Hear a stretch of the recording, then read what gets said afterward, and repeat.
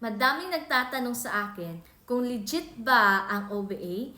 Hi everyone, I'm Cyril. So, nag-video lang naman ako ngayon kasi madaming nagku-curious, madaming nagtatanong sa akin kung gaano ba ka-legit ang OBA. So now, ipapakita ko sa inyo yung income ko dito sa OBA in just 2 weeks na nasa bahay lang. Tara, samahan niyo po ako.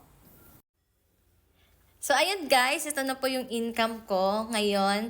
In just 2 weeks na ginagawa ko yung OBA, 53,504 and di ko ma-imagine na sino bang mag-aakala no, isang senior high school graduate, pwede pala akong kikita ng ganito kalaki na nasa bahay lang.